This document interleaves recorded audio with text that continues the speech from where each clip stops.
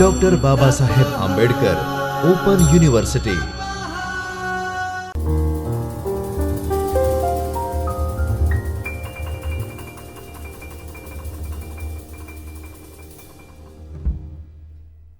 નમસ્કાર વિદ્યાર્થી મિત્રો, ડૉક્ટર બાબા સાહેબ આંબેડકર ઓપન યુનિવર્સિટીના ચૈતન્ય સ્ટુડિયોમાં હું ડૉક્ટર ખુશ્બુ જાદવ, આસિસ્ટન્ટ પ્રોફેસર મેનેજમેન્ટ, આપ સૌનું હાર્દિક સ્વાગત કરું છું. વિદ્યાર્થી મિત્રો, આજે આપણે પ્રથમ વર્ષ એમકોમ કોડ MC01CC101 વિષય છે સંચાલનના સિદ્ધાંતો, એકમ નંબર 11 અભિપ્રેરણા. તેના વિશે આજે આપણે ચર્ચા કરવા જઈ રહ્યા છીએ. તો સૌપ્રથમ આપણે આ યુનિટ અભિપ્રેરણાની રૂપરેખા જોઈ લઈશું. વિદ્યાર્થી મિત્રો, આ યુનિટમાં આજે આપણે અભિપ્રેરણાનો અર્થ શું થાય છે, અભિપ્રેરણાની વ્યાખ્યા શું છે, તેના વિવિધ પ્રકાર, તેના વિશે વાત કરવાના છીએ. વિદ્યાર્થી મિત્રો, સૌપ્રથમ આપણે જોઈએ તો અભિપ્રેરણાનો સામાન્ય અર્થમાં આપણે શું અર્થ સમજીએ છીએ. અભિપ્રેરણાનો અર્થ થાય છે એક પ્રેરણા એટલે એક ઉદ્દેશ શબ્દ પરથી તે તારવવા માટે આવ્યો છે, જેનો અર્થ આપણે જોઈએ તો વ્યક્તિઓની અંદર રહેલી આવશ્યકતા, ઈચ્છા અથવા તો ડ્રાઈવ થાય છે. એટલે કે ક્યારેક કોઈક વ્યક્તિને આપણે કંઈક કહીએ અને તે વ્યક્તિ તે દિશા તરફ વિચારે, કંઈક કાર્ય કરવાનો પ્રયત્ન કરે અને તે કંઈક સફળતા મેળવે, તો તેને આપણે અભિપ્રેરણા કહેતા હોઈએ છીએ. અને આવા લક્ષ્યોને પરિપૂર્ણ કરવા માટે ક્રિયાઓ કરવામાં આવે છે, અને આ ક્રિયાઓ લોકોને ઉત્તેજિત કરવાની પ્રક્રિયા છે, જેને આપણે અભિપ્રેરણા તરીકે ઓળખીએ છીએ. આ કાર્યના લક્ષ્યમાં વાત કરીએ તો આ સંદર્ભમાં લોકોને વર્તનને ઉત્તેજિત કરનારા માનસિક પરિબળો હોઈ શકે છે. તો વિદ્યાર્થી મિત્રો, અભિપ્રેરણા છે તેને ઘણા જ બધા પરિબળો અસર કરે છે, જે આંતરિક પણ હોઈ શકે છે અને બાહ્ય પણ હોઈ શકે છે. તો આ પ્રેરણા આપણે જોઈએ તો એક મહત્વનું પરિબળ બની રહે છે. એટલે કે વ્યક્તિઓને તેમનું શ્રેષ્ઠ પ્રદર્શન આપવા માટે અને જે પણ સંસ્થામાં તે લોકો કામ કરતા હોય તેના લક્ષ્યો સુધી પહોંચવા માટે અભિપ્રેરણા ખૂબ જ સહાય કરે છે અને પ્રોત્સાહિત કરે છે. અભિપ્રેરણાનું રૂપ કેવું હોય તો જો એ હકારાત્મક રીતે આપવામાં આવે, મજબૂત હોય, કર્મચારીઓના લક્ષ્યમાં હોય, તો તેઓ તે જે આઉટપુટ એટલે કે જે મેળવવા માગતા હોય તેને તે સક્ષમ કરી શકશે, એટલે કે ત્યાં સુધી પહોંચી શકશે. પરંતુ અમુક વખત એવું બને છે કે નકારાત્મક પ્રેરણા આપવામાં આવે છે, તો તેના કારણે શું થાય છે કે તેમનું જે આઉટપુટ એટલે કે તેમની જે કામગીરી છે તેમાં ઘટાડો થતો હોય છે. કર્મચારીઓના સંચાલનમાં આપણે જોઈએ તો આ એક મુખ્યત્વે તત્વ છે પ્રેરણા, જેને આપણે અભિપ્રેરણા તરીકે પણ ઓળખી શકીએ છીએ. શ્રી રોબિન્સ પ્રમાણે જો અભિપ્રેરણાની વ્યાખ્યા જોઈએ તો પ્રેરણા એ પ્રક્રિયાને સંદર્ભિત કરે છે, એટલે કે જેના દ્વારા વ્યક્તિના પ્રયત્નો ઉત્સાહિત એટલે કે ઉર્જિત, નિર્દેશિત અને લક્ષ્ય પ્રાપ્ત કરવા તરફ સતત દોરવામાં આવે. વિદ્યાર્થી મિત્રો, આ આપણે અત્યારે અભિપ્રેરણાનો અર્થ શું છે તેના વિશે વાત કરી. હવે અભિપ્રેરણાના અર્થ અને વ્યાખ્યા પછી તેનું મહત્વ શું છે, તેના લક્ષણો, પ્રેરણાત્મક સિદ્ધાંતો કેવા હોઈ શકે, માસ્લોનો સિદ્ધાંત શું કહે છે, મેકગ્રેગર અનુસાર અભિપ્રેરણાનો સિદ્ધાંત શું છે, હર્ઝબર્ગનો દ્વિપરિબળનો સિદ્ધાંત અને છેલ્લે નાણાંની અભિપ્રેરકતા. તો વિદ્યાર્થી મિત્રો, અત્યારે આપણે અભિપ્રેરણાના અર્થ અને વ્યાખ્યા વિશે સમજૂતી મેળવી. હવે આ વ્યાખ્યામાં આપણે જોઈએ તો મુખ્યત્વે 3 ઘટકો રહેલા છે, એટલે કે ઉર્જા, દિશા અને સતત પ્રયત્નશીલતા. તો વિદ્યાર્થી મિત્રો, આ 3 ઘટકો જોઈને તમને શું વિચાર આવે છે? એનર્જી, ડાયરેક્શન અને પરસિસ્ટન્સ, જે અભિપ્રેરણા સાથે સતત જોડાયેલા રહે છે. આપણે જો મેમોરિયાના મત મુજબ જોઈએ તો અભિપ્રેરણાની વ્યાખ્યા એટલે કે ધ્યેય અથવા ઇનામ મેળવવા માટે ઉર્જા ખર્ચ કરવાની તૈયારી. તે એક શક્તિ છે જે નિષ્ક્રિય ઉર્જાને સક્રિય કરે છે અને લોકોની ક્રિયાને ગતિશીલ બનાવે છે. દરેક માનવીના મનમાં કંઈક ને કંઈક નવું ઇનોવેટિવ વર્ક રહેલું હોય છે. તેને ફક્ત આપણે એક ગતિ આપવાની જરૂર હોય છે, તેને એક દિશા આપવાની જરૂર હોય છે. એટલે આ એક એવું કાર્ય છે જે એક સંસ્થાના માનવોમાં ક્રિયા પ્રત્યેની ઉત્તેજનાને ઉત્તેજિત કરે છે. એટલે કે તે વ્યક્તિને તે કાર્ય સુધી, તે સફળતા સુધી કેવી રીતે પહોંચાડવું, એટલે કે તેનામાં તે સ્કિલ, તેનામાં તે એક ખાસ એ કામ કરવા માટેની પ્રેરણા જગાડવી કે જેના કારણે તેની ગતિ, તેનો વિચાર તે વસ્તુ તરફ આગળ વધી શકે. ટેરીના મત મુજબ જોઈએ તો પ્રેરણા એટલે વ્યક્તિમાં રહેલી ઈચ્છા કે જેને તે અમુક પગલાં ભરવા માટે ઉત્તેજન આપે છે. એટલે કે આજે આપણને ખબર હોય કે મારે આ વસ્તુ આટલા સમયમાં આ રીતે મેળવવાની છે, તો જે તેના કોઈ પગલાં, તે પ્રત્યે ચાલવાના અમુક પગલાં જો આપણને સૂચવવામાં આવે, તે રીતે આપણને જો માર્ગદર્શન આપવામાં આવે તો ચોક્કસથી સફળતા મેળવી શકાય છે. આગળ જોઈએ તો અભિપ્રેરણા કઈ રીતે ઉપયોગી છે, તેનું મહત્ત્વ શું છે? તો ઉત્પાદકતામાં વધારો થાય છે. એટલે આજે જે કર્મચારી કામ કરે છે, તો જો તેની જરૂરિયાતો સંતોષાશે તો તે પોતે શ્રેષ્ઠ પ્રદર્શન કરીને બતાવશે. એટલે કે એક કર્મચારી જે બીજા નિરાશ કર્મચારીની સરખામણીમાં વધારે સારી રીતે સુધારણા લાવીને વધારે પ્રયત્નો કરીને સફળતા મેળવવાનો પ્રયાસ કરશે. બીજું છે સંસ્થાકીય કાર્યક્ષમતાની ખાતરી આપે છે. આજે કોઈ પણ કર્મચારી હોય તો જો તેને સતત દોરવણી આપવામાં આવે, સતત માર્ગદર્શન આપવામાં આવે, તેને અભિપ્રેરણાથી સતત ઉત્સાહિત કરવામાં આવે તો તેની કાર્યક્ષમતામાં વધારો થતો હોય છે.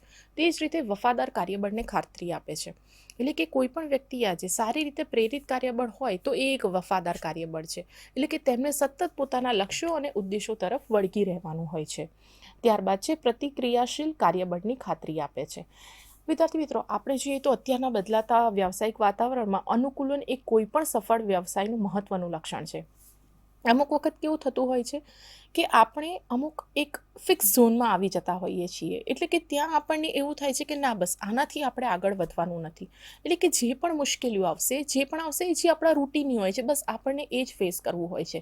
તો આ એક અભિપ્રેરણા એવું છે કે જે તમારી સામે કોઈ પણ ચેલેન્જીસ આવશે, કંઈ પણ નવું કામ આવશે તો તમે સતત ઝીલવા માટે સક્ષમ બની રહેશો. તે જ રીતે છે સગવડ દિશા નિર્દેશન. તો દિશા એક મહત્વપૂર્ણ પ્રબંધન કાર્ય છે અને તેના મુખ્ય કાર્યને એ એક બનાવે છે. એટલે કે પહેલેથી અમુક વસ્તુ નક્કી હોય કે આ કાર્ય આ રીતે કરવાનું છે. તેમાં જો કંઈક બદલાવ આવે, કંઈક અલગ નિર્ણય લેવાના થાય તો આપણે આપણી સૂઝબૂઝથી નિર્ણય લેવાનો હોય છે. એટલે એક દૂરદર્શી વિચાર કરીને તેનો આપણે નિર્ણય લેવાનો થતો હોય છે. તો આ બધી જ કાર્યક્ષમતા જો એક અભિપ્રેરણાથી કર્મચારીને મળે તો ચોક્કસથી સફળતા મેળવી શકાય છે. ત્યારબાદ છે પ્રદર્શન સ્તર સુધરે છે. એટલે કે પરફોર્મન્સ. આજે કોઈ પણ કર્મચારી જે સંસ્થા સાથે જોડાયેલો હોય તો તેની કાર્યક્ષમતા કેટલી છે, તેનું કાર્ય પ્રત્યે કેટલું લગન રહેલું છે, તેનું કેટલું આઉટપુટ છે, તે પોતાના કાર્ય સાથે સતત ને સતત કેટલી હકારાત્મક રીતે જોડાયેલો છે, તે કાર્ય વિશે સતત કેટલું વિચારે છે, તે ખર્ચ વિશે વિચારીને ઉત્પાદકતામાં વધારો થાય અને ખર્ચ જેટલો બને તેટલો ઘટાડી શકાય તે વસ્તુ વિચારતો હોય. આ બધા જ પાસા સીધા જ પ્રદર્શન સ્તર એક ઊંચું લઈ જવા માટે મદદ કરતા હોય છે. ત્યારબાદ છે કર્મચારીઓના નકારાત્મક અથવા અલગ અલગ વલણ બદલવામાં મદદ કરે છે. એટલે કે સંસ્થાના કેટલાક કર્મચારીઓ એવા હોય છે કે જે નકારાત્મક વલણ ધરાવતા હોય છે અને અમુક વખત આવું નકારાત્મક વાતાવરણ સંસ્થાને એક ગેરમાર્ગે દોરી જતું હોય છે. તો આ વાતનું ખાસ ધ્યાન રાખવું જોઈએ. હવે જે અભિપ્રેરણા કે પ્રેરણાના લક્ષણો, તો સૌપ્રથમ છે પ્રેરણા આંતરિક છે. આજે કોઈ પણ વ્યક્તિને તમે ગમે તેટલું કોઈ પણ કાર્ય કરવા માટે પ્રેરશો, પણ જ્યાં સુધી તે કાર્ય કરવા માટે એને આંતરિક એક અંદરથી એ વસ્તુ નહીં જાગે કે ના, આ કાર્ય મારે કરવું છે, ત્યાં સુધી ગમે તેટલી અભિપ્રેરણા ગમે તે રીતે આપવામાં આવે તો તેનો કોઈ અર્થ રહેતો નથી. એટલે કે એ એક અંદરથી ઉદ્ભવતું વસ્તુ છે, અંદરથી ઉદ્ભવતી બળ શક્તિ છે જે તમને સતત વિચારવા માટે મદદ કરે છે કે આ વસ્તુ મારે કરવાની છે ને આ રીતે કરવાની છે. હવે કોઈ પણ કર્મચારીને તે જ રીતે અભિપ્રેરણા આપવામાં આવે, અમુક સમય સુધી આપવામાં આવે, અમુક સમય ન આપવામાં આવે તો તેનાથી જે તમે ઈચ્છિત પરિણામ છે તે નથી મેળવી શકતા. તેના કારણે અભિપ્રેરણા એ એક સતત પ્રક્રિયા છે. તે જ રીતે તેને સતત દોરવણી અને પ્રેરણા આપતા રહેવું જોઈએ. ત્યારબાદ છે માનવ વર્તન ઘડતરમાં મહત્વનો ભાગ ભજવે છે. આજે તમે જો સરખામણી કરશો તો જે વ્યક્તિને અભિપ્રેરણા આપવામાં આવે છે, જેને નથી આપવામાં આવતી, તો તમે તરત જ તે બંને વચ્ચેનો તફાવત સમજી શકશો. અભિપ્રેરણાનું મૂળ જરૂરિયાત છે.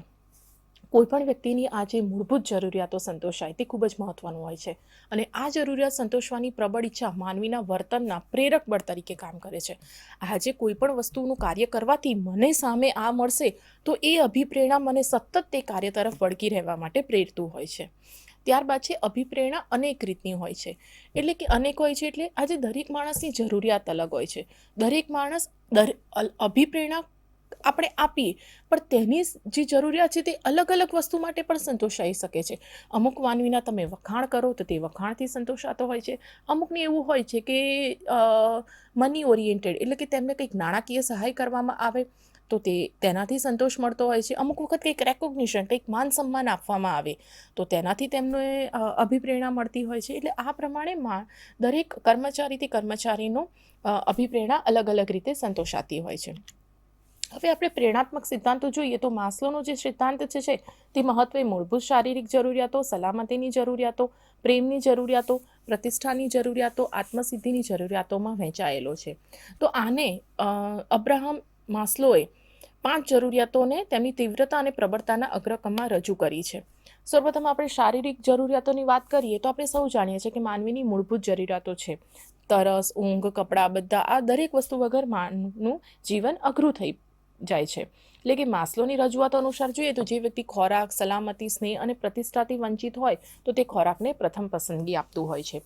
તે જ રીતે આપણે જો સલામતીની વાત કરીએ તો માનવ સ્વભાવની વિચિત્રતા એ છે કે જેની એક જરૂરિયાત પૂરી થઈ જાય તો તરત જ એની બીજી જરૂરિયાત ઊભી થઈ જાય છે. એટલે કે તે ભૂલી જાય છે કે મારી એક જરૂરિયાત સંતોષાઈ તો હવે બીજી જરૂરિયાત માટે સમય પણ લાગી શકતો હોય છે.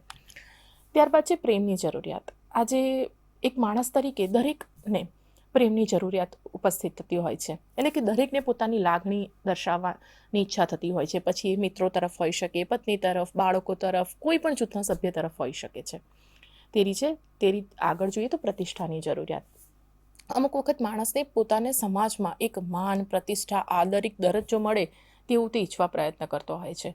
એટલે કે અમુક ક્ષેત્રમાં અમુક વ્યક્તિ જોઈએ તો તેમને પૈસાથી કોઈ નિસ્બત રહેતો નથી. તેમને સમાજમાં નામ ના મળે તેનાથી વધારે અસર થતી હોય છે. ત્યારબાદ છેલ્લું છે 5મું, આત્મસિદ્ધિની જરૂરિયાત. એટલે કે દરેક વ્યક્તિની છેવટની ઈચ્છા પોતાના કાર્યમાં સફળતા મેળવવાની હોય છે. અમુક વખત ચિત્રકાર જો પોતે સરસ ચિત્ર બનાવે તો તે ખૂબ જ ખુશ થતો હોય છે અને ચિત્રકાર તરીકે જાણીતો બનતો હોય છે. હવે આપણે જો સ્વાધ્યાયના પ્રશ્નોમાં વાત કરીએ તો વિદ્યાર્થી મિત્રો, અત્યારે આપણે અભિપ્રેરણાનો અર્થ શું થાય છે, તેના લક્ષણો શું છે તેના વિશે વાત કરી. ત્યારબાદ અભિપ્રેરણાનું શું મહત્ત્વ છે તેના વિશે આપણે ચર્ચા કરી.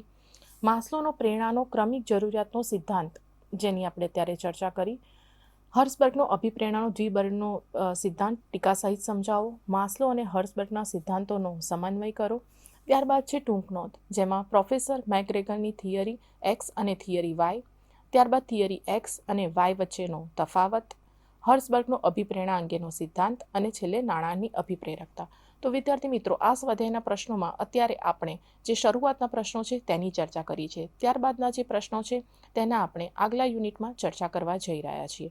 વિદ્યાર્થી મિત્રો, મને આશા છે કે આજે આપણે જે અભિપ્રેરણાનો અર્થ સમજ્યા, અભિપ્રેરણાનું મહત્ત્વ સમજ્યા, આ વિવિધ પ્રેરણાત્મક સિદ્ધાંતો જે માસ્લોનો અર્થ છે તે સમજ્યા, તો તેનાથી તમને આજે ખૂબ જ સરસ સમજણ મળી હશે. વિદ્યાર્થી મિત્રો, ત્યારબાદ જે આ માસ્લોનું દૃષ્ટિબિંદુએ આપણે વાત કરી, જેમાં શારીરિક જરૂરિયાતની વાત કરી, સલામતીની જરૂરિયાતની વાત કરી, પ્રેમની જરૂરિયાત કેમ ઉદ્ભવે છે, માણસને સાથે સાથે આત્મસિદ્ધિની પણ જરૂરિયાત અને પ્રતિષ્ઠાની જરૂરિયાત હોય છે. તો આ બધા એક પગલાં પ્રમાણે માણસને તેની જરૂરિયાત ઊભી થતી હોય છે. એટલે માસ્લોએ તેને ક્રમબદ્ધ ગોઠવીને આ સમજૂતી આપવાનો પ્રયત્ન કર્યો છે. તો વિદ્યાર્થી મિત્રો, મને આશા છે કે આ યુનિટમાં અભિપ્રેરણામાં આપને ખૂબ જ સરસ સમજણ મેળવી હશે. આ સ્વાધ્યાયના પ્રશ્નોથી આપ ચોક્કસથી તેનો અભ્યાસ કરશો. તો વિદ્યાર્થી મિત્રો, આજે આપણે સ્વાધ્યાયના જે પ્રશ્નો જોયા, જેમાં આપણે અભિપ્રેરણાનો અર્થ, તેનો વ્યાખ્યા શું થાય છે, તેનું મહત્ત્વ શું છે, ત્યારબાદ આપણે માસ્લોનો સિદ્ધાંત વિશે અભ્યાસ કર્યો. તો વિદ્યાર્થી મિત્રો, મને આશા છે કે આ સ્વાધ્યાયમાં જે પ્રશ્નો રહેલા છે તેનો ચોક્કસથી આપ અભ્યાસ કરશો. બાકીના મુદ્દા માટે હવે પછી આપણે આગલા યુનિટમાં તેની ચર્ચા કરવાના છીએ. નમસ્કાર. સ્વાધ્યાયઃ પરમઃ